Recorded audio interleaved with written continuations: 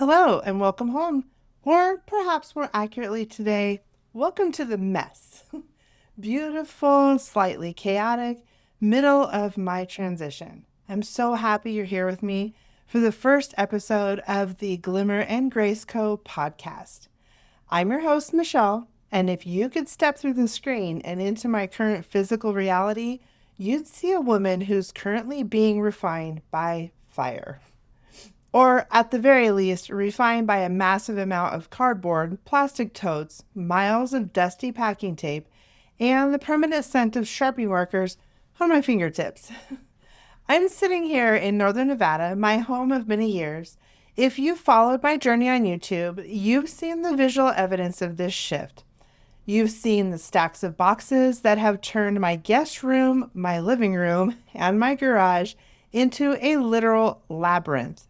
You've seen the bare spots on the walls where pictures of my children and my 30-year career used to hang.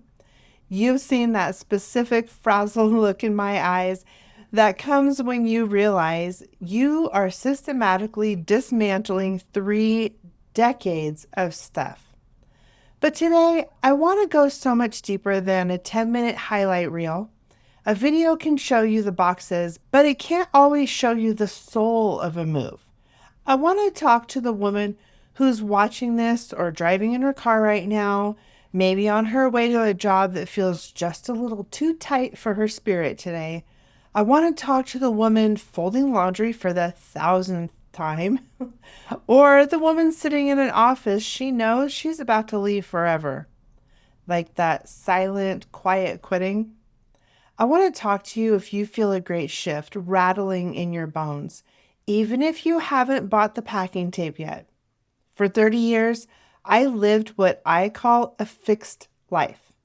I was a teacher, I was a neighbor, I had a 2,500 square foot sanctuary that I curated to perfection. I knew the whole house paint palette by heart. I could walk right into Home Depot and order it every time. I could tell you the exact shade of every wall in every room. I knew exactly which tulips were planted in which corner of the yard and which ones would bloom first when the Nevada snow finally melted off. I knew the rhythm of the grocery store, the local library, and the post office like the back of my hand. There's a deep, seductive comfort in a fixed life. If you know who you are supposed to be when you walk out that front door, you've had the role, the title, the predictable scenery. It's a fixed life. In a fixed life, you feel safe, but sometimes that safety starts to feel like a cage. You begin to realize that you aren't growing anymore. You're just maintaining. You're maintaining the house. You're maintaining the reputation. You're maintaining the version 1.0 of yourself. You become a curator of your own history rather than an architect of your own future. And then the world starts to tilt. Scott and I had this dream we called the Mexico dream. We looked at Lake Chapala. We thought, that's the pivot. We thought the next chapter was about checking out of the American grind. We even got our 4-year temporary residencies. We were ready to be those expats sipping margaritas and watching the sunset over the water, eventually becoming Mexican citizens. We had it all planned out, down to the furniture we would buy and the Spanish classes we would take. But in October of 2025, everything changed. Our daughter Andrea and our son-in-law Paul told us that we were going to be grandparents, a grandson, our first. Suddenly, that Mexico dream didn't feel like a glimmer anymore. It felt like a goodbye, honestly. It felt like we were choosing our own comfort over the deep, messy, beautiful call of family. And that leads me to the first big truth of this podcast. And I want you to hear this clearly. Your dream is allowed to evolve. If your dream doesn't change when your life circumstances do, you aren't living a dream. You're living in a prison of your own making. You're following a script you wrote 10 years ago that no longer even fits the woman you've become today. We are moving from being fixed to being fluid. And that is exactly what we are going to unpack today. Being fluid means you don't break when the wind changes. It means you flow toward the people you love. It means you recognize that a new dream isn't a failure of the old one. It's a graduation. So let's get into the anguish of the exit. This is the part people don't post on Instagram because it isn't pretty. It's the part where you're sitting on a cold hardwood floor at 11 p.m., holding a roll of tape, staring at the shelves of books you've owned for 2 decades, and you just start to cry. Not because you're sad to leave necessarily, but because you don't know who you are without the props in your house. When you decide to move across the country and into a significantly smaller footprint, a city-stead, if you will, in New Orleans, you have to perform what I like to call an identity audit. For 30 years, I collected things that validated Michelle the teacher. I have physical books of pedagogy that are dog-eared, highlighted, filled with sticky notes from 1,000 different lessons. I have folders full of student drawings and thank you notes that I've kept since the 90s. I've had surreal, beautiful moments recently. Former students, kids I taught when I just started out, back when I didn't know what I was doing, have come back to my school as parents to students I'm teaching right now. I've seen their adult faces reflected in their children's eyes. One woman stood outside my classroom door recently, hesitating to come in. And when she finally did, she pointed at her daughter and said, "That's my baby." And I knew she'd be in good hands because she has you. That moment made me cry, honestly. It was a beautiful closing of a 30-year circle. It was the universe telling me, "Well done, good and faithful servant." But it also gave me the final push to know it was time to retire. It was time to pass the torch because if I stayed just because it was comfortable, I would be taking up space meant for the next generation of teachers who have that fresh fire. But when I look at my desk, I don't just see work stuff. I see 30 years of being the expert. And here's the hard truth I had to face during this audit. If I insist on keeping every one of those physical totems, I'm telling the universe that my best work is already behind me. If I can't let go of the physical teacher materials, am I saying that I don't have anything new to offer the world? The new life requires us to be portable. If your self-worth is physically attached to your oversized kitchen, your specific garden, or your specialized craft room, you are not portable. You are anchored to a version of yourself that is stationary. I like to ask myself, who is Michelle if she doesn't have her Northern Nevada garden? Who's Michelle if she isn't the expert in the room? This is the sophisticated vulnerability I talk about. It's admitting that even as a wise matriarch, I'm terrified of being a beginner again. It is scary to walk into a new city where no one knows my name or my resume. It's scary to realize that my authority doesn't travel in a moving truck. But we have to strip away the fixed to find the fluid. We have to realize that the wisdom isn't in the books on the shelves. It's in the woman who reads them. The wisdom is in you, and you can take it anywhere.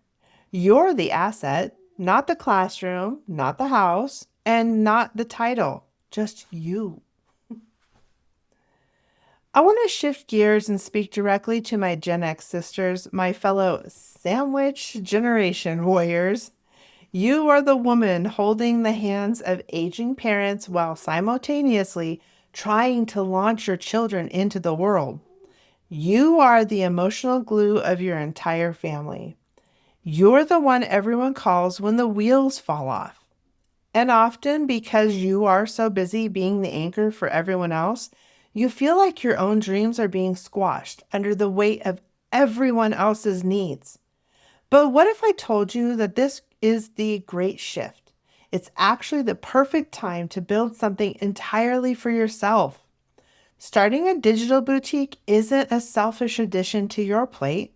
It's the very thing that will give you the freedom to handle everything else with grace.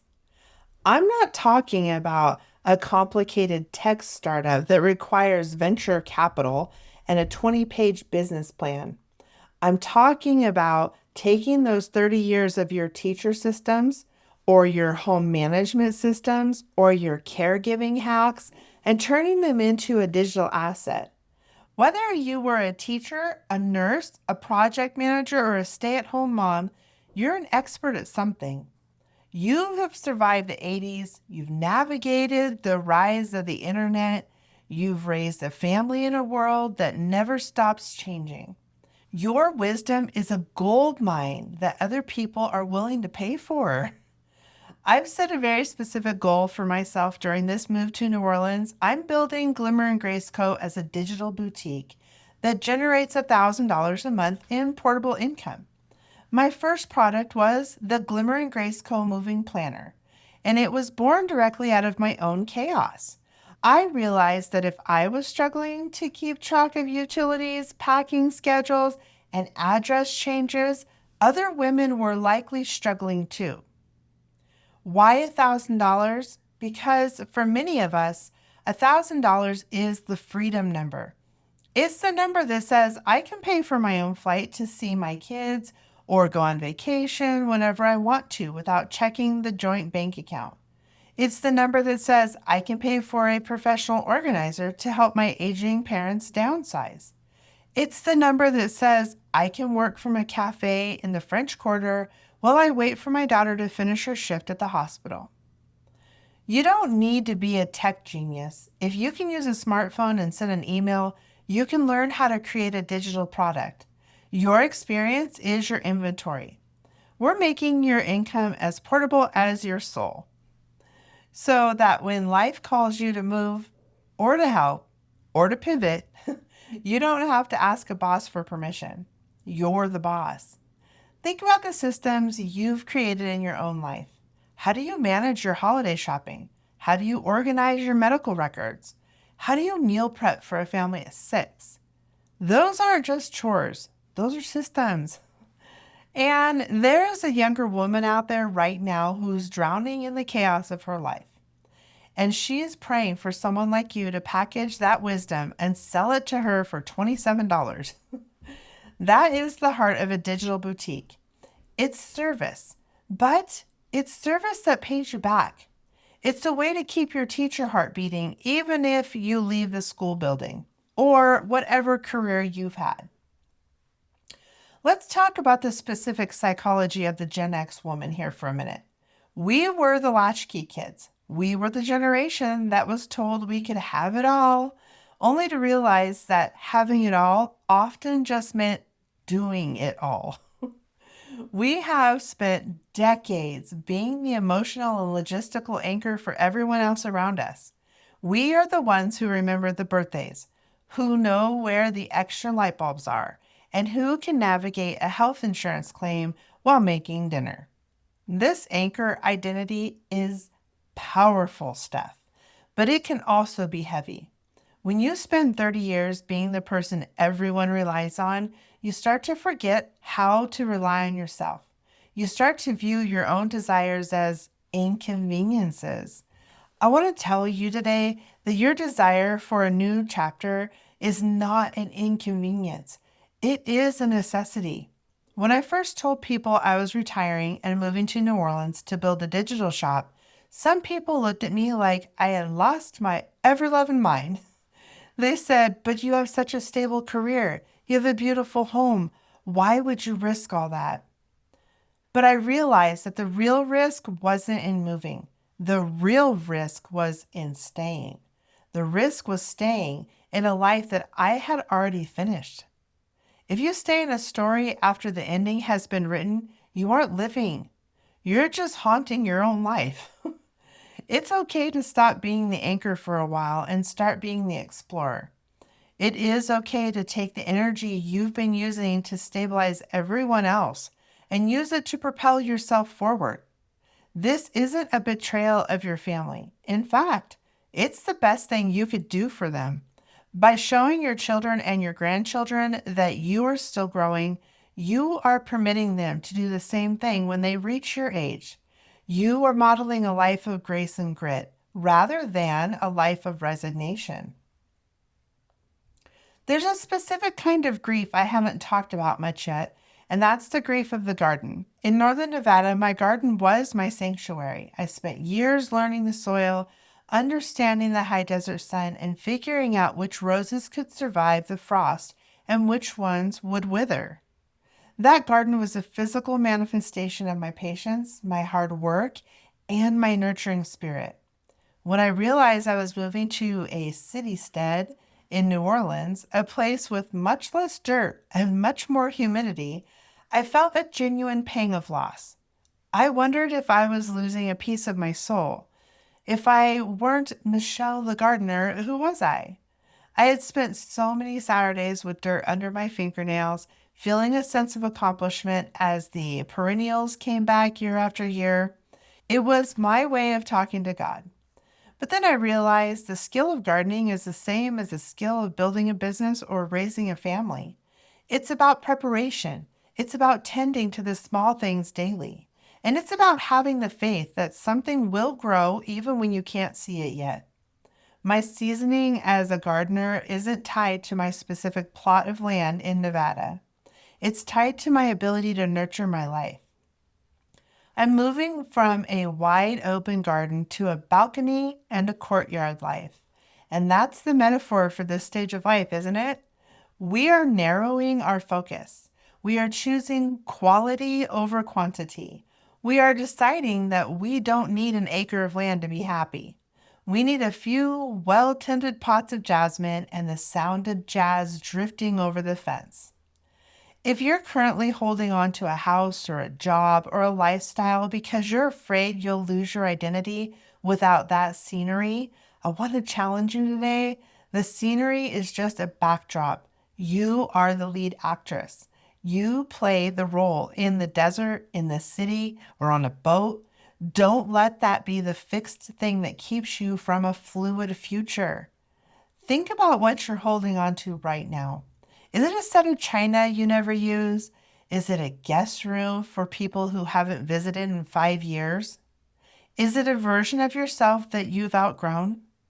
Let go of the green identity so you can find the golden one. The garden in New Orleans will be different. I'll have to learn about tropical plants, humidity, and how to keep things alive in the swampy air. But it will still be my garden because I'm the one tending it. And I'm the gardener, no matter where the dirt is. So people keep asking me, Michelle, why New Orleans? They see the headlines about the heat, the humidity, the potholes, and the infrastructure that seems to be held together by a hope and a second line of music. If I were looking for ease, I would stay in Nevada. If I were looking for a manicured postcard, I would have gone to a gated community in Florida, where every lawn looks the same and the rules are printed on a pamphlet. But I wasn't looking for ease. I was looking for texture. In Nevada, I reached the ceiling of my comfort zone. I knew every road. I knew what to expect every time I walked out the door. But in New Orleans, I'm a novice again. I don't know the names of the trees yet. I don't know the unwritten rules of the neighborhoods. I don't know the rhythm of the bayou. I don't know how to navigate a city that is older than the country itself. Scientists often talk about the neuroplasticity of a brain's ability to form new connections. One of the best ways to keep your brain young as you age is to put yourself in a brand new environment where you have to learn how to do simple things all over again. By choosing a vibrant, complex, and sometimes difficult city like New Orleans, I'm forcing my brain to stay plastic. I'm staying curious. I'm refusing to settle into a fixed state of mind. And then, of course, there's the power of proximity. My daughter Andrea and our son-in-law Paul are in the thick of their medical residency and their fellowship. They're working incredible hours. serving their community and preparing to bring a new life into this world. By moving to NOLA, I'm choosing the legacy of presence. I want to be the woman who can walk 3 blocks to hold the baby so my daughter can take a much-needed nap. I want to be the grandmother who knows the local librarian and the best place to get a snowball on a hot Tuesday afternoon. I want my grandson to know the sound of my voice in the next room, not just a flickering image on a FaceTime call once a week. We often think of legacy as something we leave in a will, a stack of papers or a piece of property, but I believe legacy is something you live every day. It's being there for the small, quiet, unglamorous moments. That is why we are building a city-stead. It's a home that is small enough to manage, but big enough to hold all the love we have to give. It's about trading space for connection. New Orleans is a city of layers. It has history, it has pain, it has joy, and it has a soul that you can feel in the air. It's a place that has survived and reinvented itself 1,000 times. What better place for a woman in the middle of her own reinvention? It's a city that understands that beauty and decay often live in the same house. As I age, I find that incredibly comforting. So what exactly is a city-stead? To me, it's the urban version of a homestead. It's about being intentional with a smaller footprint. It's about realizing that we don't need a formal dining room that we use twice a year. We need a kitchen table where the coffee is always hot and the conversation is always deep. Building a city-stead in New Orleans means embracing the history of a place.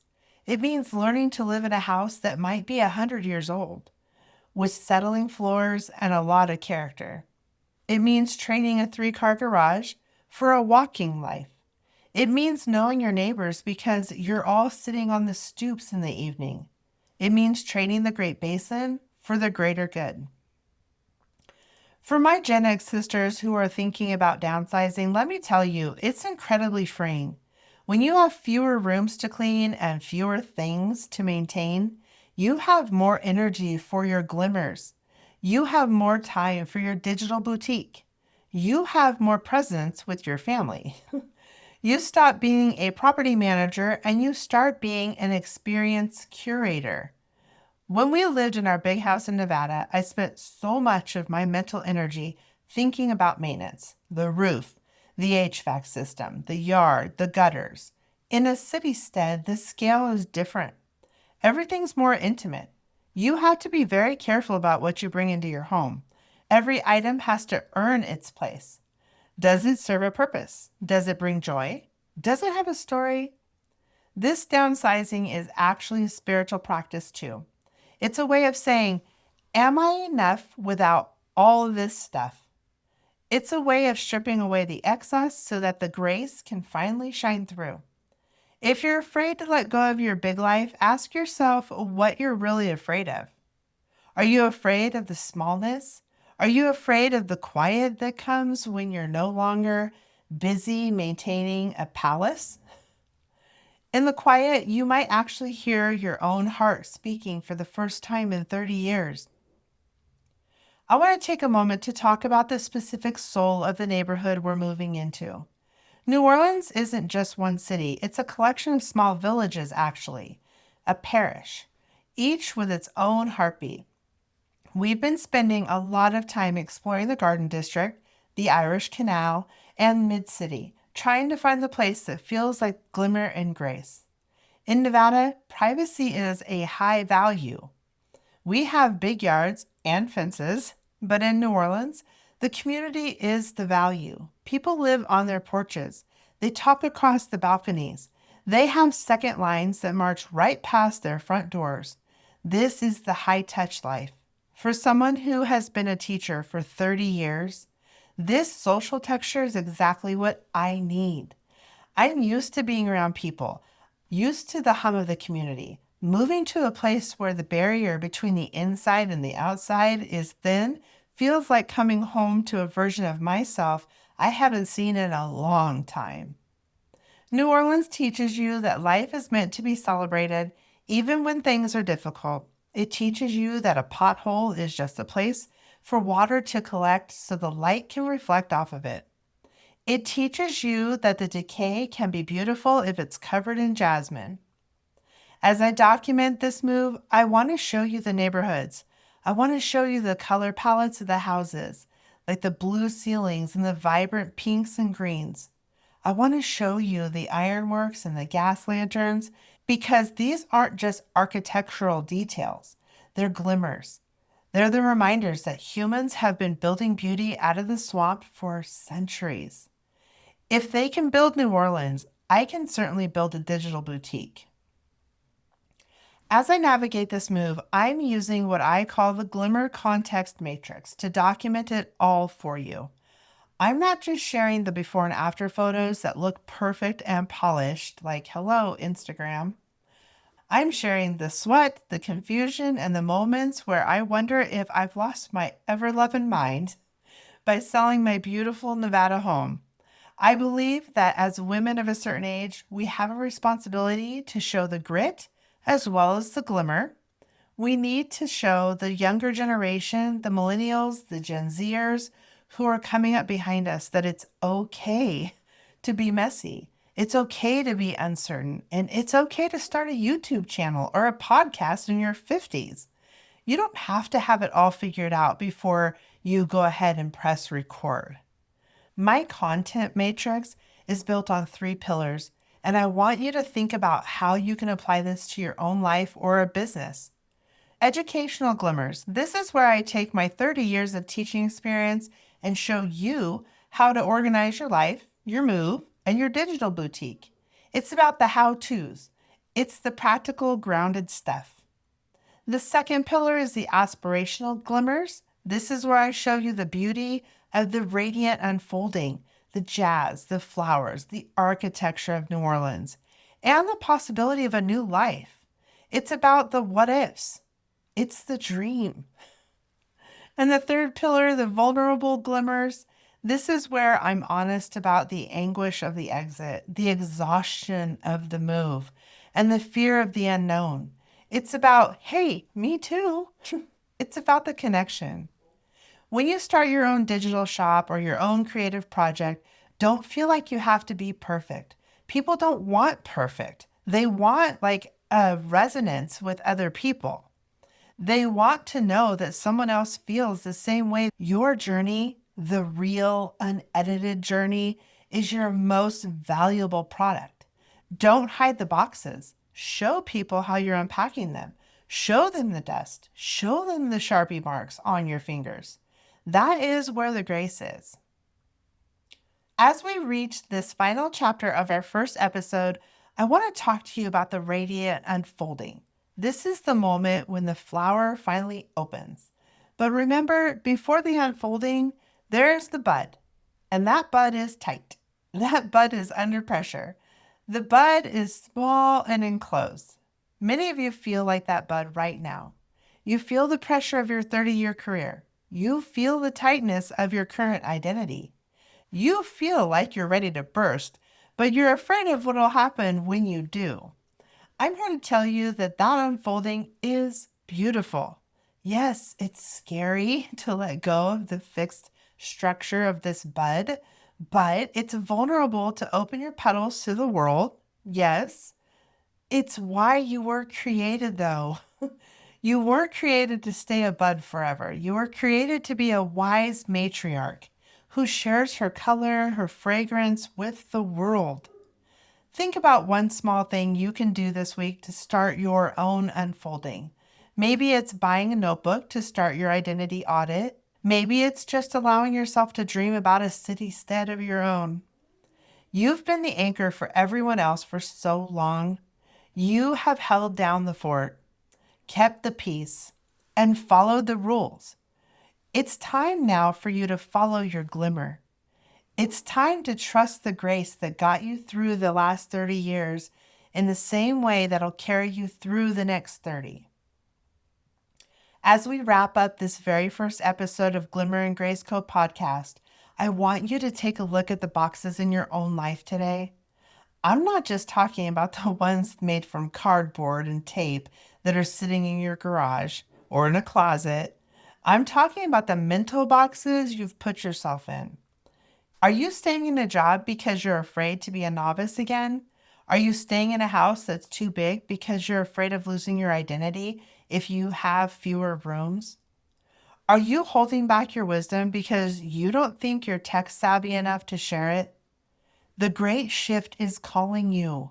It's asking you to perform an identity audit, and it's asking you to trade your fixed for fluid.